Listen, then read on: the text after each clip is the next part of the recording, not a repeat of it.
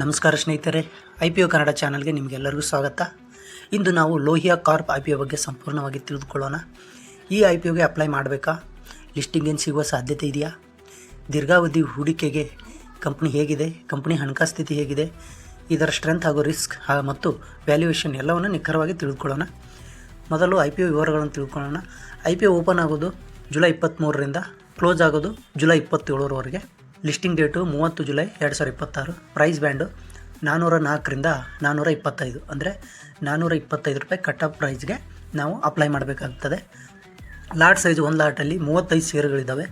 Minimum investment 14,875 ರೂಪಾಯಿ. Issue size 1,101.28 ಕೋಟಿ. ಈ IPO ಸಂಪೂರ್ಣ ಆಫರ್ ಫಾರ್ ಸೇಲ್ ಆಗಿದೆ. ಅಂದರೆ IPO ಮೂಲಕ ಸಂಗ್ರಹವಾಗುವ ಹಣ ಕಂಪನಿಗೆ ಹೋಗುವುದಿಲ್ಲ. ಪ್ರಸ್ತುತ ಷೇರುದಾರರು ತಮ್ಮ ಷೇರುಗಳನ್ನು ಸಾರ್ವಜನಿಕರಿಗೆ ಮಾರಾಟ ಮಾಡುತ್ತಿದ್ದಾರೆ. ಲೋಹಿಯಾ ಕಾರ್ಪ್ ಕಂಪನಿ ಏನು ಮಾಡುತ್ತದೆ ಎಂಬುದು ನೋಡೋಣ. ಭಾರತದ ಪ್ರಮುಖ ಟೆಕ್ಸ್ಟೈಲ್ ಮಷಿನರಿ ತಯಾರಿಕಾ ಕಂಪನಿಗಳಲ್ಲಿ ಇದು ಒಂದಾಗಿದೆ. ಈ ಕಂಪನಿ ಮುಖ್ಯವಾಗಿ tape extraction lines, circular looms, lamination machines, printing machines, recycling machines, multi filament air machines ಹೀಗೆ ಅನೇಕ ಯಂತ್ರೋಪಕರಣಗಳನ್ನು ತಯಾರಿಸುತ್ತದೆ.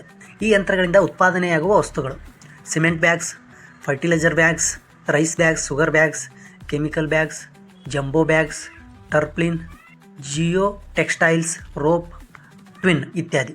ಕಂಪನಿಯು ಭಾರತದಲ್ಲಿ ಮಾತ್ರವಲ್ಲದೆ ಅಮೆರಿಕ ಸೇರಿದಂತೆ ಹಲವು ದೇಶಗಳಲ್ಲಿ ತನ್ನ ಉತ್ಪಾದನಾ ಘಟಕಗಳನ್ನು ಹೊಂದಿದೆ. ಅಂದರೆ ಇದು ಜಾಗತಿಕ ಮಟ್ಟದಲ್ಲಿ ವ್ಯವಹಾರ ಹೊಂದಿರುವ ಕಂಪನಿಯಾಗಿದೆ. ಈಗ ಕಂಪನಿಯ ಹಣಕಾಸು ಸ್ಥಿತಿ ಹೇಗಿದೆ ಎಂಬುದು ತಿಳ್ಕೊಳ್ಳೋಣ. 2026 ಫೈನಾನ್ಷಿಯಲ್ ಇಯರಲ್ಲಿ ಒಟ್ಟು ಆದಾಯ 1,737.87 ಕೋಟಿ ಆಗಿತ್ತು. ಲಾಭ ಪ್ರಾಫಿಟ್ ಆಫ್ಟರ್ ಟ್ಯಾಕ್ಸು 193.45 ಕೋಟಿ ಆಗಿದೆ.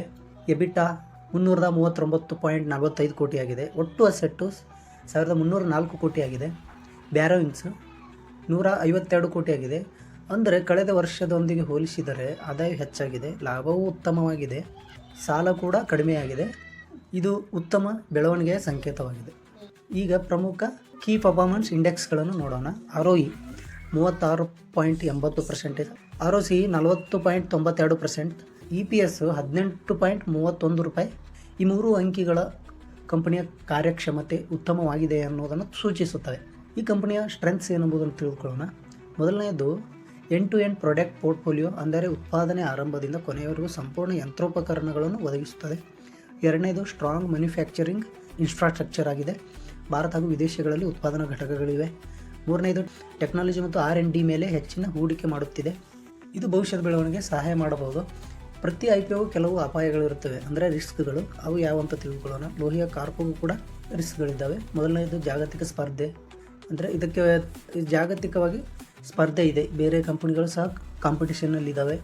ಎರಡನೇದು ಮ್ಯಾನುಫ್ಯಾಕ್ಚರಿಂಗ್ ಫೆಸಿಲಿಟಿಗಳಲ್ಲಿ ಯಾವುದೇ ವ್ಯತ್ಯಯವಾದರೆ ವ್ಯವಹಾರಕ್ಕೆ ಪರಿಣಾಮ ಬೀಳ್ಬೋದು. ಮೂರನೇದು ಗ್ರಾಹಕರ ಬೇಡಿಕೆ ಕಡಿಮೆ ಆದರೆ ಯಂತ್ರಗಳ ಮಾರಾಟದ ಮೇಲೂ ಪರಿಣಾಮ ಉಂಟಾಗಬಹುದು. ಇನ್ನೊಂದು ಮುಖ್ಯ ವಿಷಯ ಏನೆಂದರೆ ಇದು 100% OFS IPO ಆಗಿದೆ. ಹಾಗಾಗಿ IPO ಮೂಲಕ ಕಂಪ್ನಿಗೆ ಹೊಸ ಬಂಡವಾಳ ಸಿಗುವುದಿಲ್ಲ. ಸದ್ಯ ಇದರ grey market premium 425 cut off ಪ್ರೈಸ್ಗೆ 78 ರೂಪಾಯಿ ಟ್ರೇಡ್ ಆಗ್ತಿದೆ. ಅಂದರೆ 18% ಪ್ರೀಮಿಯಮಲ್ಲಿ ಟ್ರೇಡ್ ಆಗ್ತಿದೆ. ಅಂದರೆ ಒಂದು ಲಾಟಿಂದ 2,730 ರೂಪಾಯಿ ಇದು ಪ್ರಾಫಿಟ್ ಆಗುವಂಥ GMP ರೂಮರ್ಸ್ ನಡೀತಾ ಇದೆ. ಇದರಿಂದ ಲಿಸ್ಟಿಂಗಿನ ಬಗ್ಗೆ ಮಾರುಕಟ್ಟೆಯಲ್ಲಿ ಉತ್ತಮ ನಿರೀಕ್ಷೆ ಸಹ ಇದೆ. ಆದರೆ GMP ಪ್ರತಿದಿನ ಬದಲಾಗುತ್ತದೆ. ಹೀಗಾಗಿ ಅದನ್ನೇ ನೋಡಿ ಹೂಡಿಕೆ ಮಾಡುವುದು ತಪ್ಪಾಗುತ್ತದೆ. ಆ ಕಂಪನಿಯ ಮೂಲಭೂತ ಅಂಕಿಅಂಶಗಳನ್ನು ಗಮನಿಸಿ ಹಾಗೂ ಹಣಕಾಸು ಸ್ಥಿತಿಯನ್ನು ನೋಡಿ ನಿಮ್ಮದೇ ಆದ ರಿಸರ್ಚ್ ಮಾಡಿ ಹೂಡಿಕೆ ಮಾಡಬೇಕಾಗ್ತದೆ. ನನ್ನ ಒಂದು ವೈಯಕ್ತಿಕ ವಿಶ್ಲೇಷಣೆ ಪ್ರಕಾರ ಈ ಒಂದು ಕಂಪನಿಯ ಬಗ್ಗೆ ಪಾಸಿಟಿವ್ ಅಂಶಗಳು ಯಾವಪ್ಪ ಅಂದರೆ ಉತ್ತಮ ಫೈನಾನ್ಷಿಯಲ್ ಹೊಂದಿದೆ, ಹೈ ROE ಇದೆ, ಹೈ ROCE ಸಹ ಇದೆ, ಗ್ಲೋಬಲ್ ಬಿಸ್ನೆಸ್ ಆಗಿದೆ, ಇಂಡಸ್ಟ್ರಿಯಲ್ ಲೀಡರ್ಶಿಪ್ ಆಗಿದೆ. ಇದರ ಕಂಪನಿಯ ಒಂದು ನೆಗೆಟಿವ್ ಪಾಯಿಂಟ್ಗಳಂದರೆ ಇದು ಆಫರ್ ಫಾರ್ ಸೇಲ್ ಇಶ್ಯೂ ಆಗಿದೆ. ಇದು ಒಂದು ಗ್ಲೋಬಲ್ ಡಿಮ್ಯಾಂಡ್ ಮೇಲೆ ಅವಲಂಬಿತವಾಗಿರುತ್ತದೆ. ಒಟ್ಟಾರೆಯಾಗಿ ನೋಡಿದರೆ ಲೋಹಿಯಾ ಕಾರ್ಪ್ ಒಂದು ಬಲವಾದ ಕಂಪನಿಯಾಗಿದ್ದು ಉತ್ತಮ ಹಣಕಾಸು ಸಾಧನೆ ಹಾಗೂ ಜಾಗತಿಕ ಮಾರುಕಟ್ಟೆಯಲ್ಲಿ ತನ್ನದೇ ಆದ ಸ್ಥಾನವನ್ನು ಹೊಂದಿದೆ. ಲಿಸ್ಟಿಂಗಿನ ದೃಷ್ಟಿಯಿಂದ ಹಾಗೂ ದೀರ್ಘಾವಧಿ ಹೂಡಿಕೆ ದೃಷ್ಟಿಯಿಂದಲೂ ಈ IPO ಗಮನಿಸಬಹುದಾದ ಒಂದು IPO ಎಂದು ಕಾಣುತ್ತಿದೆ. ಆದರೆ ಯಾವುದೇ IPOಗೆ ಅರ್ಜಿ ಹಾಕುವ ಮೊದಲು ನಿಮ್ಮ ಸ್ವಂತ ಸಂಶೋಧನೆ ಮಾಡುವುದು ಅಗತ್ಯ. ಈ ವಿಡಿಯೋ ನಿಮಗೆ ಇಷ್ಟವಾದರೆ ಲೈಕ್ ಮಾಡಿ, ಶೇರ್ ಮಾಡಿ ಮತ್ತು IPO ಹಾಗೂ ಸ್ಟಾಕ್ ಮಾರ್ಕೆಟ್ ಬಗ್ಗೆ ಇಂತಹ ಕನ್ನಡ ಮಾಹಿತಿಗಾಗಿ ನಮ್ಮ ಚಾನಲ್ನ ಸಬ್ಸ್ಕ್ರೈಬ್ ಮಾಡಿ. ಧನ್ಯವಾದಗಳು.